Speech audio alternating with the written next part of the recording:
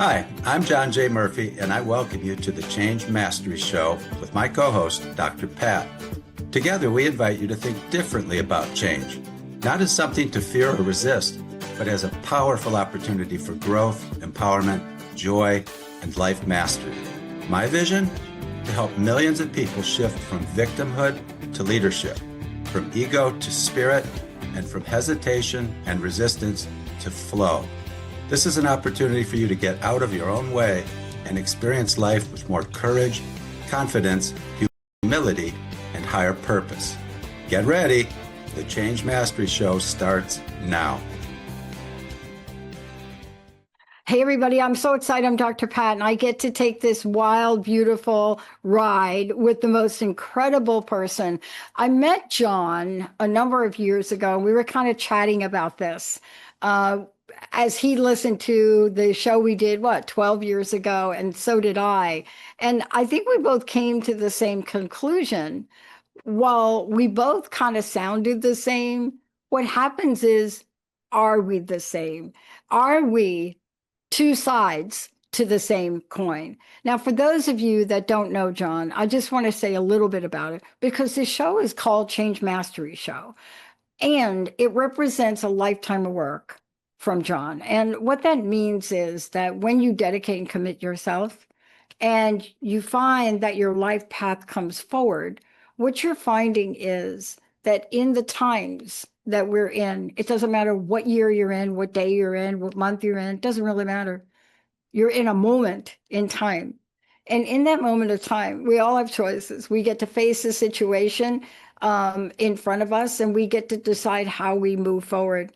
And what's fascinating about this show today is that John and I have been thinking about this topic and been very excited about it. But you're not just going to hear about a topic today. You're going to hear about a series that allows us and enables us to move forward beautifully in life. Why? Because if the alternative doesn't look great. John, I'm excited about starting today. Are you? Oh, I'm super excited, Dr. Pat. Let's go. Let's go. Two sides to the same coin. One of the things that we look at, right? We look at these external things in our lives, right? And how do we deal with them? Now, today, I didn't get my blue shirt because I had my blue shirt on for the show that I was going to wear. And I spilled an entire cup of tea all over it. And so I had to quick do a change. And so did I panic about that? Did I go crazy about that? What are we dealing with? What do we see in the mirror? Let's talk about this. And then yesterday, believe it or not, if we're going to really talk about this honestly, John, I get COVID. Hello. And so, but here I am. Why? How are we able to show up? Let's talk about how to describe this. Let's talk about what we want to share with people today from you, who has had a lifetime of change mastery. Yeah, well, I'd like to start with the whole idea of change mastery versus change management. There's a big difference, and change management gets a big deal, a lot of attention in business today and in life.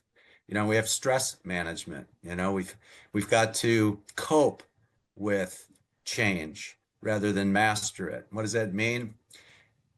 Mastering it means being very proactive in anticipating it and actually making it over managing it. So as an illustration, I've started my practice 37 years ago, and not one day has been the same as the past. And you ride through recessions, you ride through COVID. There's been all kinds of ups and downs. In one case, I lost everything, my home, my spouse.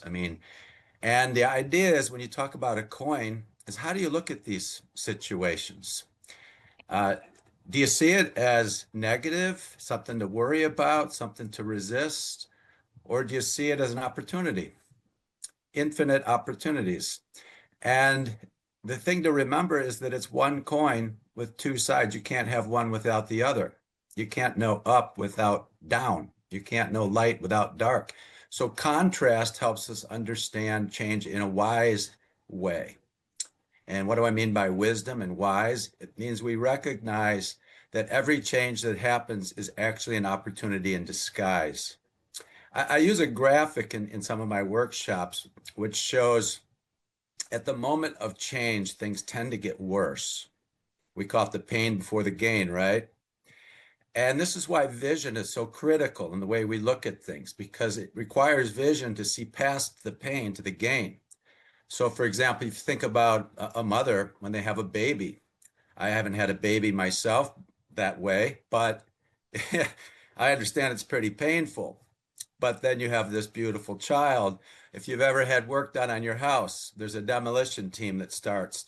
It gets worse before it gets better. If you haven't exercised in a while and you start exercising, you feel Oh, it hurts, right? oh, So wisdom means we see that whole picture and we recognize that without a positive vision, we get into a resistant mode. And it's like resisting life. It's like resisting aging. And all it does is age us faster. Resistance accelerates our aging and the frustration that we experience with change. So the whole key is to get in front of the wave and ride it and not try to fight it.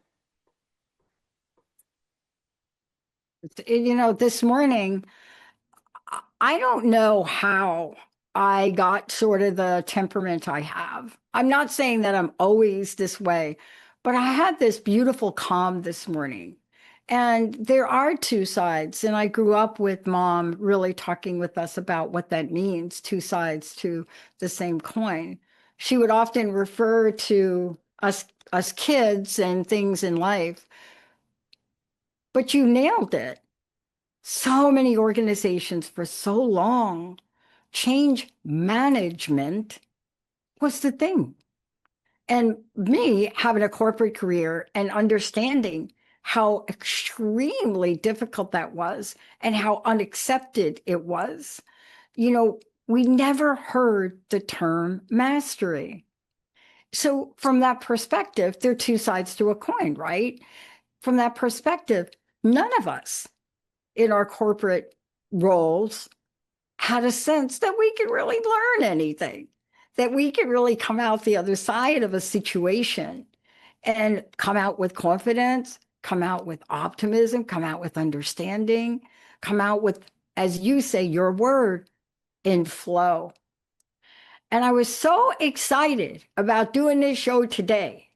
Nothing, nothing that popped up in front of me was going to remove that feeling from me. And I really feel so grateful about that. Isn't that what we're here to share with people? How to get in that flow moment, right? Well, that's exactly right. What happens is a lot of people have a scarcity mindset, which means I want something in the future without recognizing what they already have. And so whenever we project happiness or joy onto something in the future, what do we experience in the present? Lack. It's discouraging. So the whole idea of an abundant mindset is far beyond scarcity where there isn't enough. There's always enough. So the idea then is how do I recognize right now that I have everything I need to be happy and successful? And in the Buddhist practice, in the Hindu practice, and some of the Eastern practices, there's the term detachment. And I'm a strong believer in detachment, which means we don't attach our happiness or our joy to anything external or anything we cannot control. Because as soon as we do, we live in perpetual fear of losing it. Whether it's a child, a spouse, a house, a car, a job, when we attach our happiness to anything external, outside our control, we live in subconscious fear. We're going through life with the brakes on. So the idea of detachment is not to say I don't care about these things, not at all. You love your children, you love your job, you love your assets, whatever they might be, but you don't attach your happiness to them. You appreciate them. Appreciation is a very high frequency energy. And when we're in an appreciation mode for what we have right now, not what we want in the future sometime, then we'll be happy. Then I'll be able to say, yay, I made it. What are you doing in the meantime? You're struggling, you're suffering, you're missing life. And so we live life in the now, in the eternal now. We don't live the life in the future. So heaven isn't some place we get to. Heaven is a mindset. It's a choice we make every day, every minute. So when we choose to recognize that we are the king and the queen of our own kingdom, our own mind, and that's the only thing we actually can control. I can't control you, Dr. Pat, but I can control what I think of you. I can't control the traffic jam that I'm in, but I can control what I think of it. I can't control the government or the environment. I can do my part, but I have no real control over it. I can only control what I think of it. And so when I choose to think positive, to think solutions, not problems, Yeah. that side of the coin, that's powerful. And that's true empowerment. And so when we get into flow, the flow of life, you can call it chi, you can call it the Tao, you can call it source energy, you can call it God. When we get into the flow of life, the source that gives us life, the miracle of life, when we get into harmony and alignment with that flow, miraculous things open up in front of us.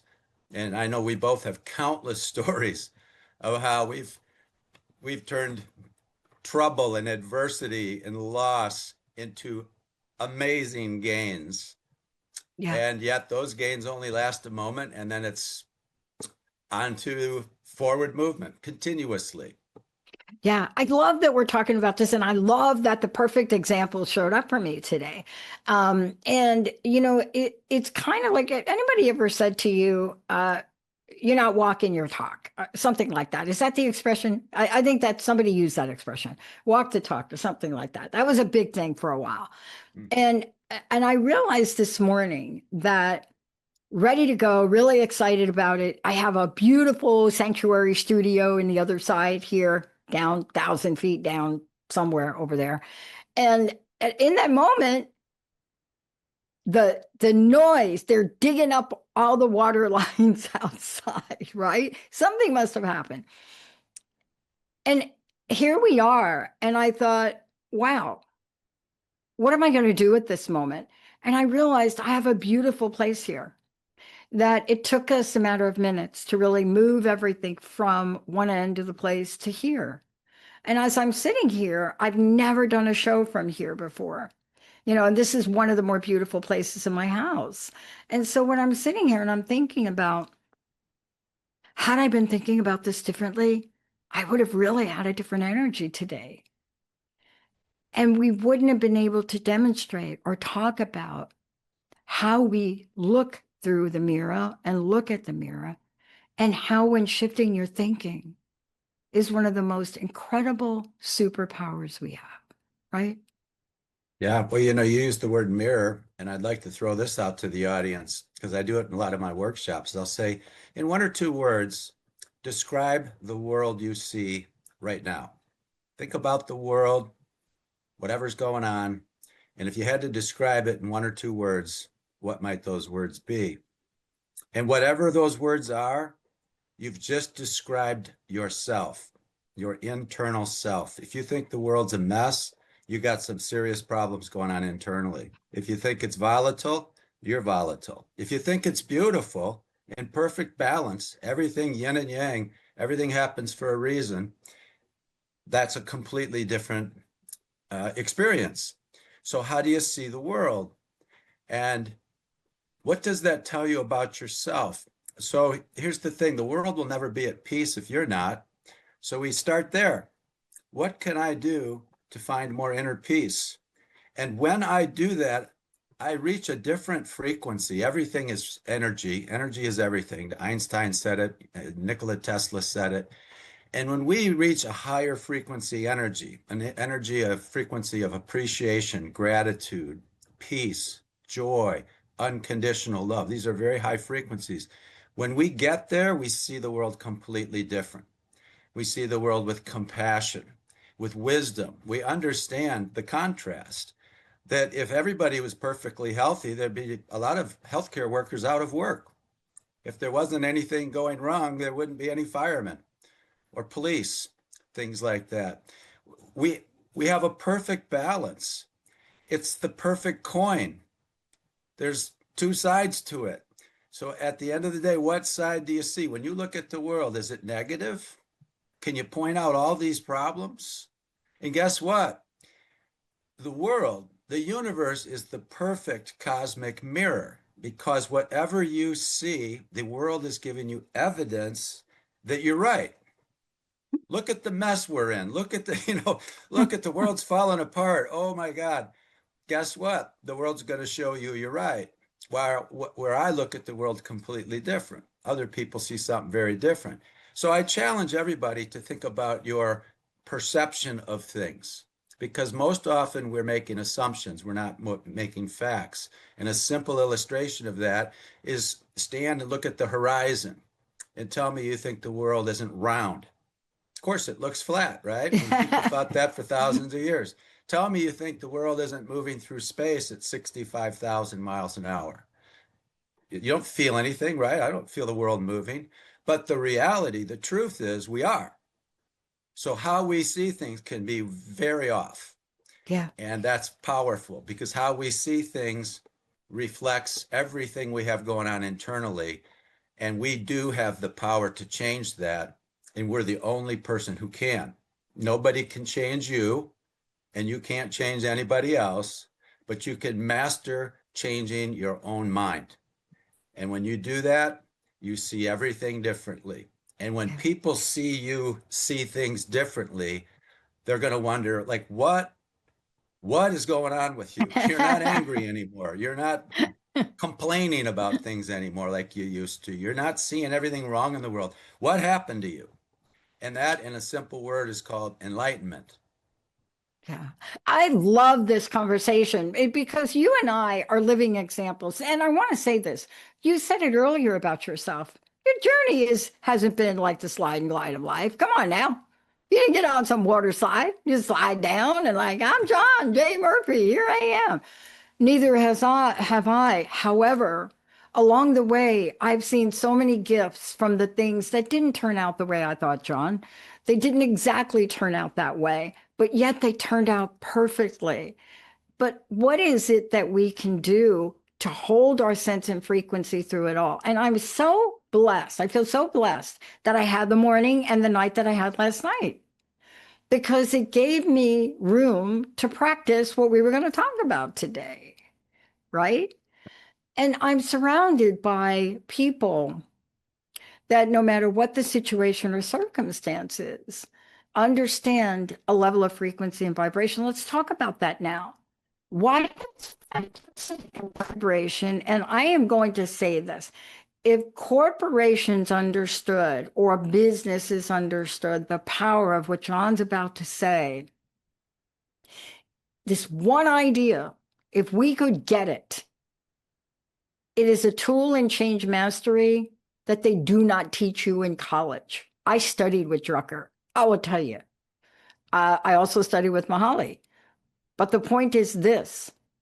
It's not about studying, it's about being the change, right, John? Let's talk about vibration and frequency because this would have Yeah. been a whole different conversation if I'd have showed up this morning, kind of. And you notice I changed my shirt real quick. Um, but let's talk about frequency and vibration because it is the missing link, isn't it? It's essential because it gives us context, And when you talk about be the change, one of my favorite Gandhi quotes is be the change you want to see in the world. I like to say be the peace you want to see in the world. Okay, but be it. Don't become it. Don't think someday I'll be peaceful. Someday I'll figure out how to deal with this change. No, you be it now. That's masterful. And so the whole idea of energy, Nikola Tesla said, if you want to understand the secrets of the universe, think in terms of energy, frequency, and vibration. Albert Einstein said, this isn't philosophy, this is physics.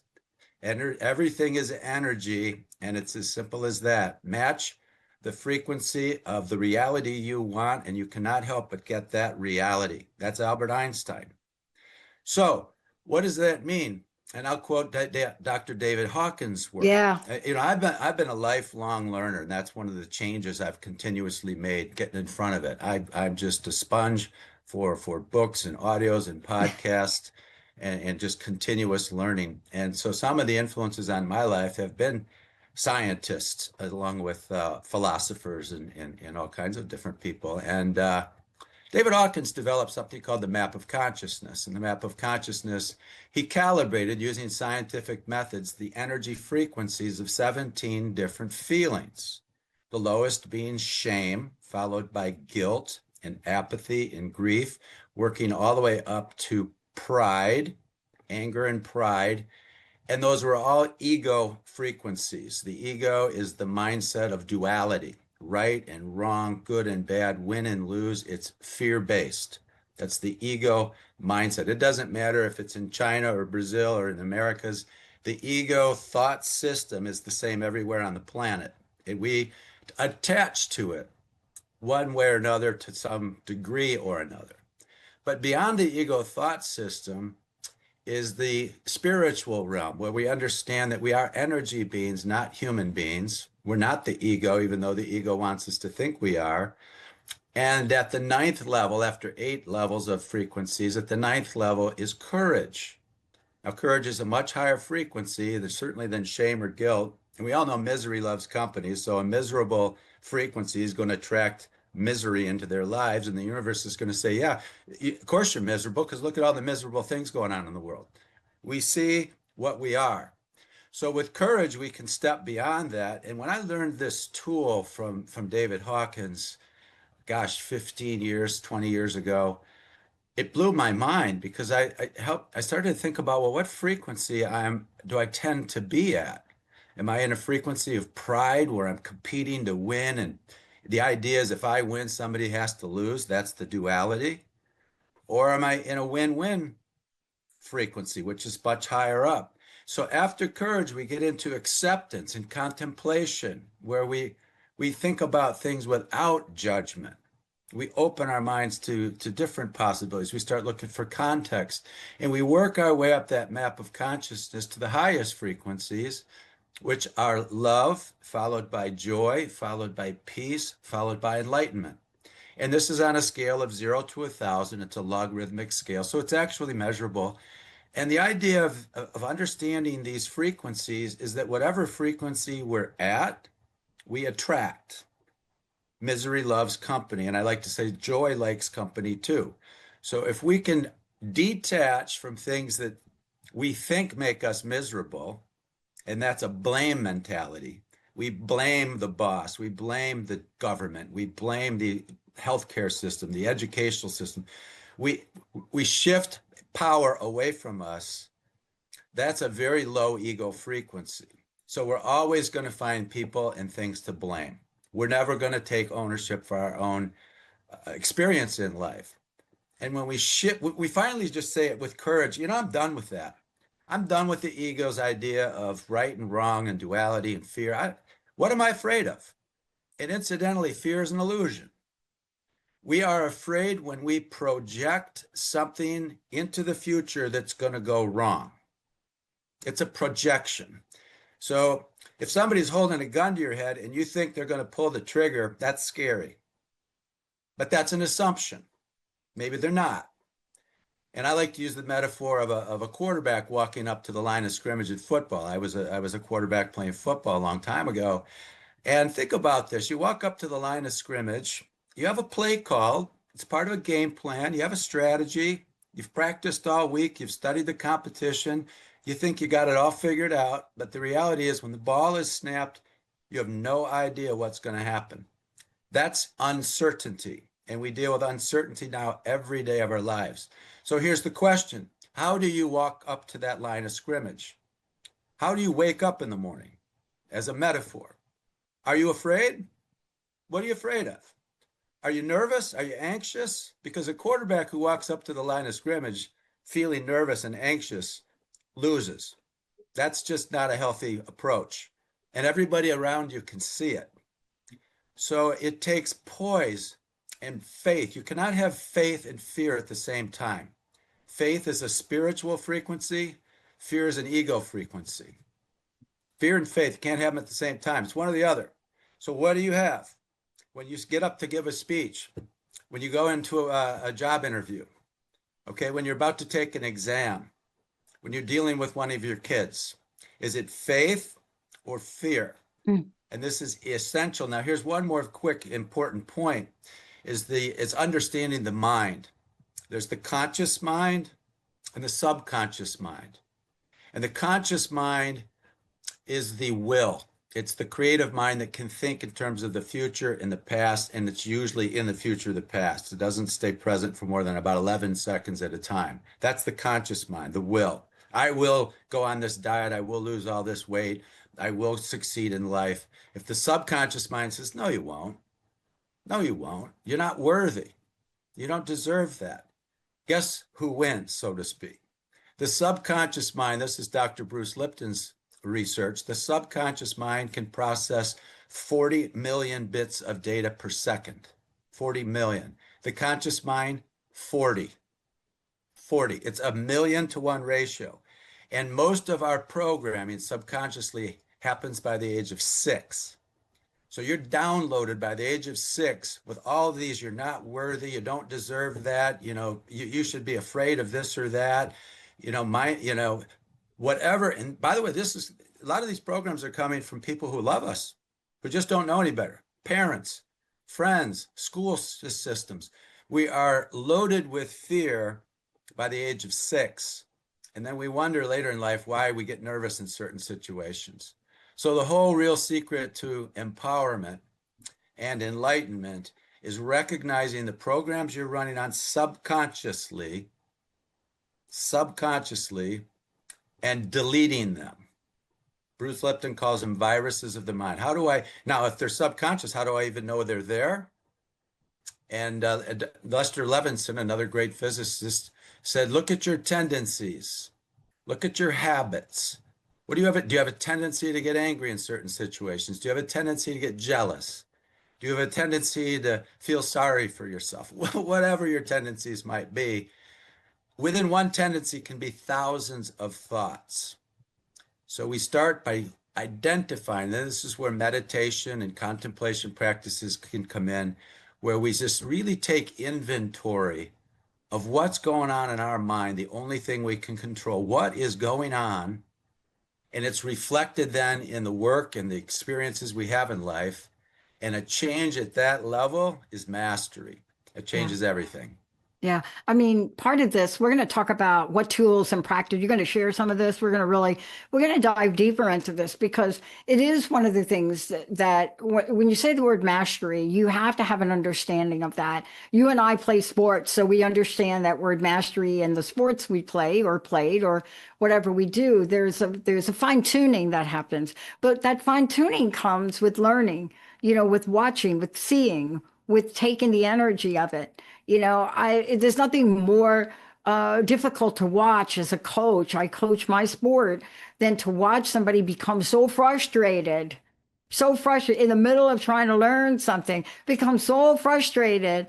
And then I ask myself, what part of the problem am I as the coach? What am I not communicating? Do I need to change the tool? Am I trying to teach something that this particular person doesn't learn that way? When we come back from break, we're going to talk about the tools, how to raise.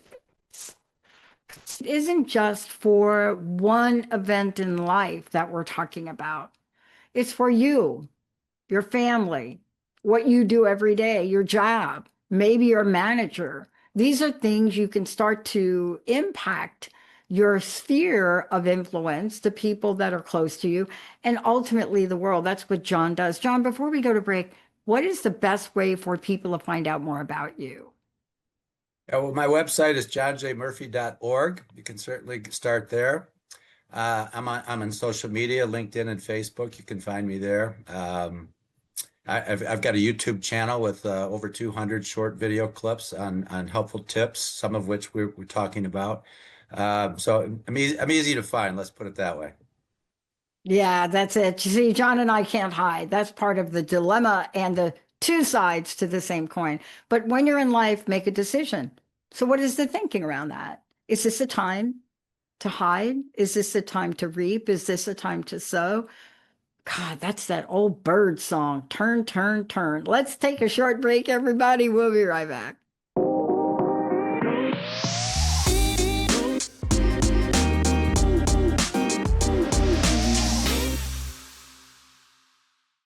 Wow, everybody, welcome back. You are listening to the Change Mastery Show with John J. Murphy and me, Dr. Pat. Today, we're talking about two sides to the same coin. And there's a level of awareness about this, John, and I want to pick up where we kind of left off, but to share some tools. I don't know that we all grasp the idea about two sides to the same coin. But it's a very popular expression in some places. My mom grew up really just talking about that all the time. And yet, at the same time, it's so key and critical to understand if we get the sense of things, it's not enough to change. We actually have to learn some things to change, maybe practice some things to change. Maybe figure out, what am I sensing today? What am I feeling? What about that thought I just had? Did I get totally frustrated about the water company digging up my road that I made the situation worse? This is so far reaching, how we react and respond. It is so far reaching. It has an incredible ripple effect. But there's a point that you can pivot to empowerment. So share with us, if you don't mind, to raise some awareness. Share with us some tools. Oh, absolutely. Well, and you just real quick, you mentioned adding. I think the real secret is subtracting.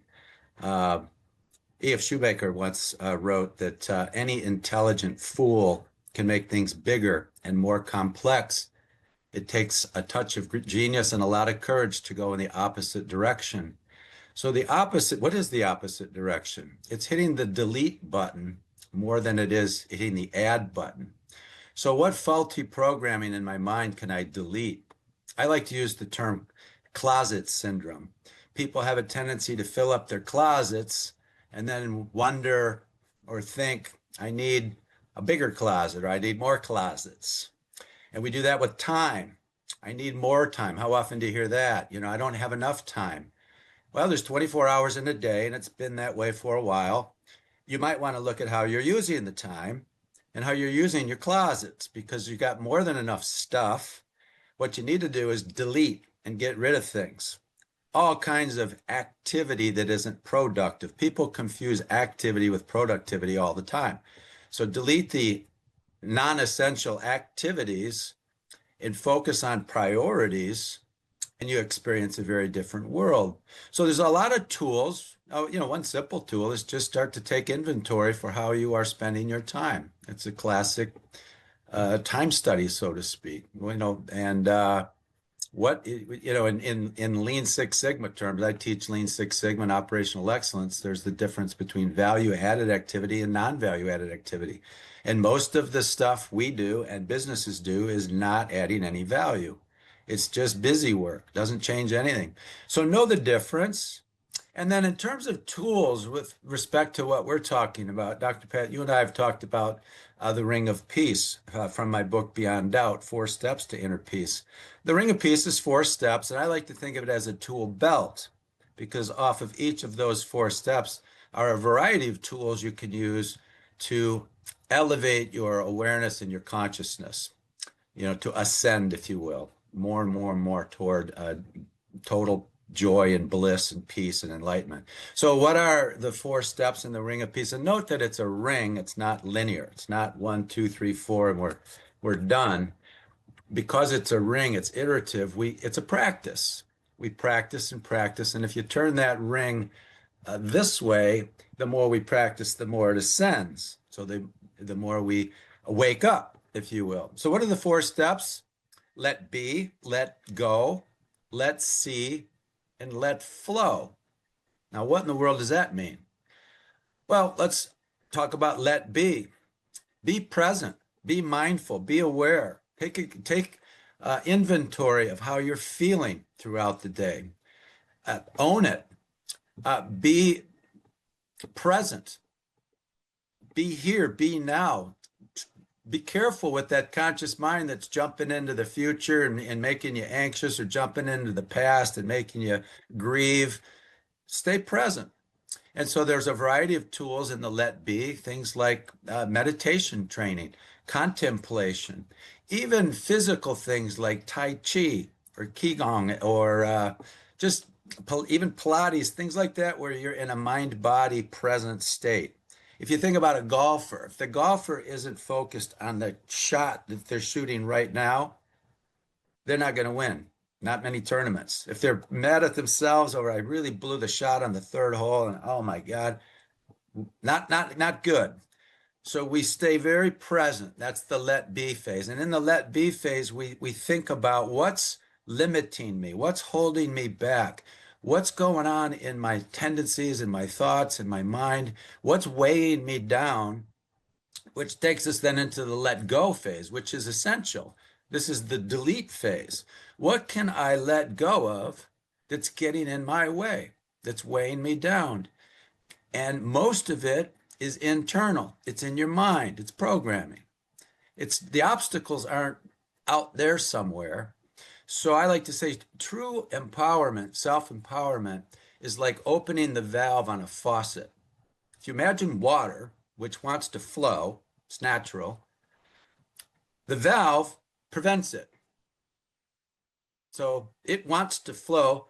Chi wants to flow. Love wants to flow through us. Love is the energy that gives us life. We get in our own way. So what can I do to open that valve and go with the flow? That's mastery. It's not resisting, it's opening. And the mind is so closed sometimes that we don't even know it.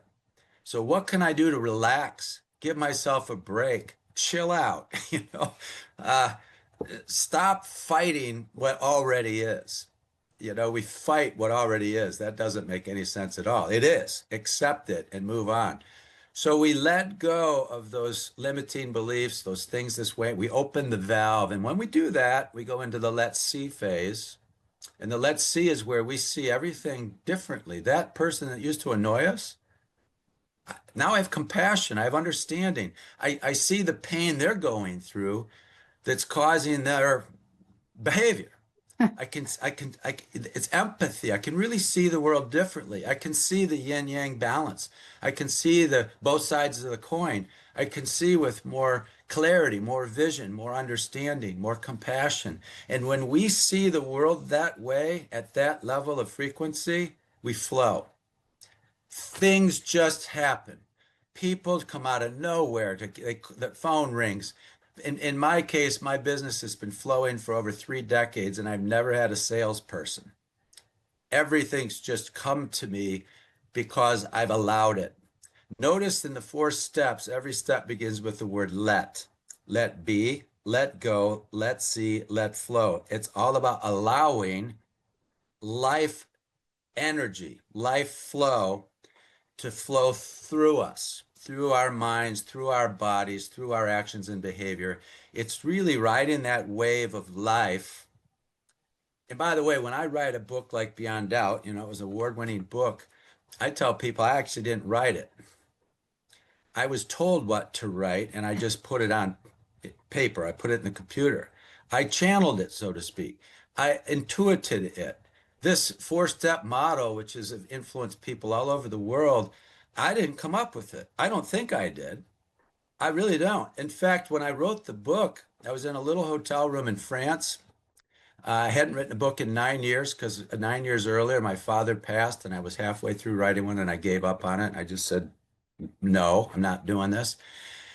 And so 9 years later, I'm doing a work over in France, and I was told by some energy, some presence that's hard to describe, I had to not only start writing again, and I resisted. I got in my own way. I said, I don't know what to write about. I don't have time to write. I don't want to start something I won't finish. And it persisted. It was very commanding. So I finally opened up my laptop and said, whoever you are, I thought maybe it was my dad, here's what you're going to write. And that's where the book Beyond Doubt came from, The Ring of Peace. And it went on to be voted the most inspirational book of the year in Canada in 2010. And I didn't even want to write it. But here's the thing, I let go of resistance. I got present, I let go of resistance, I started to see what to write, and I flowed. So the very thing I was being taught to share, I was doing intuitively. And it's been a very powerful model for me, Dr. Pat, for the last 15 years, just to learn how to just get out of your own way. Yeah, yeah. And that is such a valuable and important message for the world we live in today. And let's just address this for a minute. I know we're going to do a lot more shows. We're going to talk about a lot of other things. Somebody made a comment to me 2 days ago about what was their exact comment? Let me try to get the exact words. Everything's a distraction. That was their phrase. Everything's a distraction. And I'm thinking, okay, and I just looked at them. I said, like everything's a distraction. Now they weren't really saying that. And so it took me a little moment of compassion, a little moment of empathy, right? To really get underneath it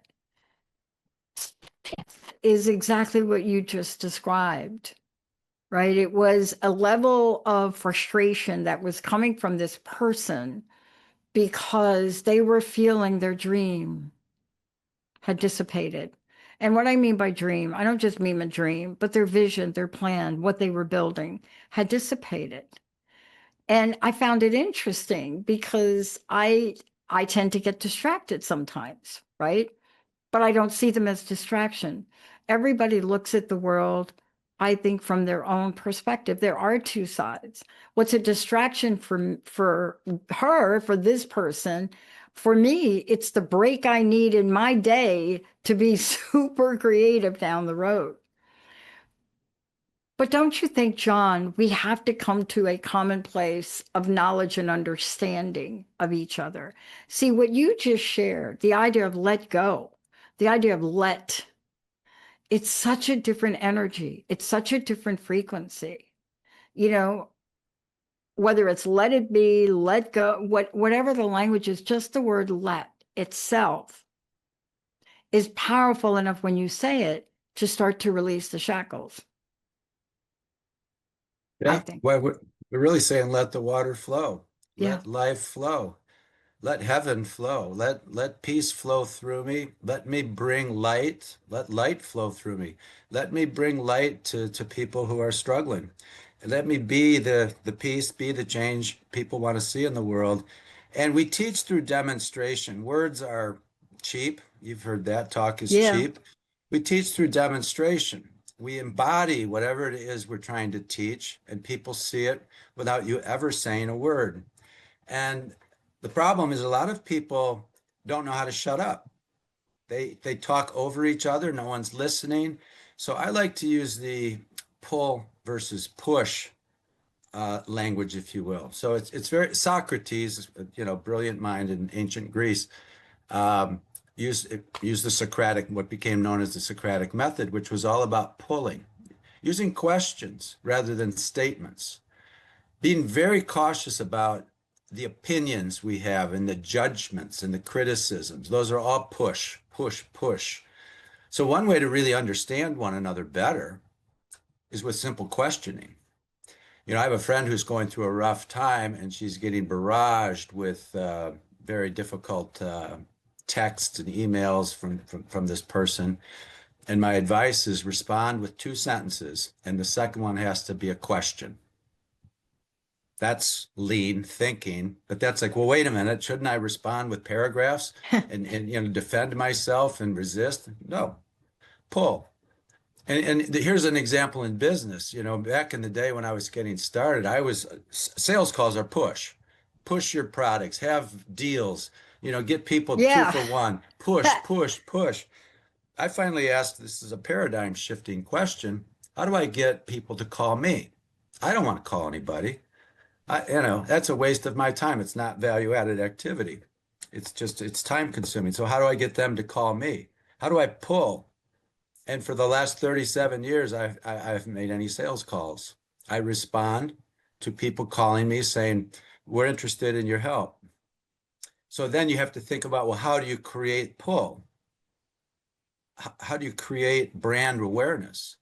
How do you create, like Dr. Pat, I go into companies all over the world and lead pretty significant change, culture change, Hmm. executive education, things like that. How do you suppose I do that without any authority at all?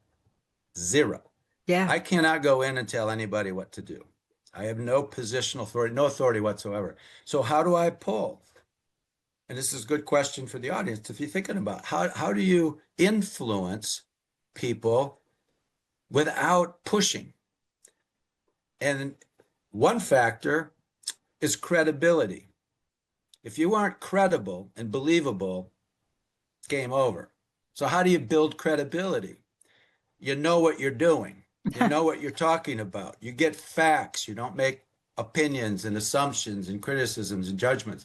So when we're leading change efforts in businesses, I form a team. We get facts and data about the current state, whatever the business state is now, and we present that to the executive team. And if it isn't a fact, we don't say it. And if the executive team resists and says, I don't agree with that, I say, prove it. Prove it. Because a lot of people have problems. They think they have problems they can't prove. So when somebody says, I got this problem, Mhm. first thing I'll say is prove it. Like, what do you mean prove it? Well, show me the facts, show me the data. And they realize, well, I don't have any. Because how are you going to measure your solution to the problem Yeah. if you haven't got a baseline? No. And I teach courses through a new organization called myfuel.io. I highly recommend people check out myfuel.io. I'm one of their faculty members now. And one of the courses I teach is on creative problem solving. And the first lesson is prove it. Prove you have a problem. I also have a course on Beyond Doubt, the 4 steps to inner peace. So, if people want to follow up and take a look at that, I highly recommend it. Uh, but we we understand one another better when we ask thoughtful questions, not silly questions, but really thoughtful questions. How do you feel when you think about that? When you Yeah. think about the environment, when you think about the government, when you think about so and so, how do you feel? And then the question becomes, what if you didn't think that way? How would you Mm. feel? How would you feel without that thought, without that criticism, without that judgment? And people often say, well, relief, I guess, Yeah. freedom. I'd feel better. So the question then becomes, why do you think that thought if it doesn't feel good? Because feeling good is a vibrational frequency that attracts more feeling good. So, and people go, I can't control how I feel. And that's an assumption because scientifically, factually, you can control how you feel by what you think. Yeah. By what you think. And if you're thinking from the ego fear-based mindset, here's an example. The thought, what if I lose my job? I could lose my job. That's a thought. Yeah. If that's driven by the emotion of fear, the ego, the feeling is going to be anxiety. Oh no. Oh my God. What am I going to do? So we hang on tighter. We cling. We try to manage the situation. What's mastery? Mastery is saying the thought, what if I lose my job? Which is a projection. It's an assumption. Maybe I don't have to think that at all. That's just an assumption, right? But if I do think it, and I'm thinking about it from a more spiritual, unconditional, loving approach, the answer is I'll land on my feet. I'll be fine. It's courage. It's faith over fear. Yeah. And I'll tell you something. I lose my job every year or two. For over 30 years, I've lost my job every year or Yeah. two because I'm a consultant. And the last thing Yeah. you want is a consultant to hang around for 30 years. I go Yeah. in, I educate, I teach people how to fish. I don't sell them fish, so to speak. I teach them how to take over and I leave. That could be frightening to people. Like, well, where's your next job going to come from? I mean, Right. how do you handle that? That's change mastery. It's anticipating it, preparing for it, mitigating risk using risk mitigation tools. I teach FMEA, which is failure mode and effect analysis. It's basically asking what could go wrong Yeah. if I do this, and what could I do in terms of countermeasures to mitigate that risk? So we're making changes all the time, and they're not careless. We're very thoughtful. So those are just a few ideas and Yeah. strategies I want to recommend to the listeners. Yeah. John, thank you so much for today. We've talked about a lot, and we've got a lot more to talk about. But this is a message for time. It is a message for where people are right now in so many ways. There's not enough time left in the show to go through them, but folks understand that. And as they listen to the show, this is really an invitation. Before we go for today, I'd love to know your closing message, your personal message, what you want to leave people with. And again, let them know how to take your courses and all of the above. As you and I continue, the shows will be insightful, but they'll be powerful with tools, with being able to help people take what we say, what we do, and really apply it. So, what's your personal message for today? Yeah, there's a lot of talk more and more now about mindfulness and mindful leadership. And so what is mindfulness really all about? In a word, it's awareness. It's being aware of your higher self, your spiritual self. We're energy beings over human beings. We have a human body, we have an ego attachment to some degree, but we're spiritual beings. And any quantum physicist is going to tell you that at the quantum level, we're trillions and trillions and trillions of cells somehow getting along. Talk about the miracle of life. The very fact that we're here and communicating with one another is a true miracle. So the other thought is this, is that we have a tendency to think someday I'll have everything I want and then I'll be happy. Yeah. When I get that promotion, when I get that dream house, whatever. And maybe one day I'll actually get to heaven if I'm a good boy or a good girl. No, those are assumptions, very limiting beliefs. You have the power to be happy and joyful right now. There's heaven within you. Even the Pope has said heaven's a state of mind. So is hell, by the way. So my advice is take inventory of all the things you appreciate and you're happy about. I had a friend going through a divorce years ago, and he's just like, he was miserable. And he's just like, I said, well, you need to learn to be more grateful. I said, grateful? About what? And I said, how do you feel about your eyeballs? Yeah. Do you like your eyeballs? Okay, the fact that you can see? Well, yeah, I like my eyeballs. How about your fingers? You like your fingers? The whole point is we have an abundance of things to be grateful for. Every breath. And when we get into that frequency of appreciation and gratitude, a very high frequency, guess what we attract? A whole lot more to be grateful for. Yeah. Beautiful things unfold. We experience heaven now, not someday, hopefully. We experience bliss in the moment. And the more we do that ring of peace, the more we experience that, the greater and greater it flows to the point where we just live in awe. Life is about awe. It's awesomeness. Yeah. Thank you so much, John, for today. John will be back. And I think for those of you out there, you heard John's message. Every day, can you find at least one thing? We're not asking rocket science here. I don't think any of us are saying, write down 1,000 things. Start where you are. But remember, wherever you start, you get to build upon that. It's not just about being more powerful than you know. It's what John said. It's being more aware than you can imagine. We'll see you all next time. Thank you for listening to the Change Mastery Show with John J. Murphy, an opportunity to uncover, explore, and experience the path of transformation and illumination. Join Dr. Pat and me on the second Wednesday of every month at 11 a.m. Pacific on Transformation Talk Radio. Never miss an episode. Subscribe, like, and share with your friends. Connect with me on social media. And for questions, comments, or to explore my books and services, visit johnjmurphy.org. Until next time, be the change you want to see in the world.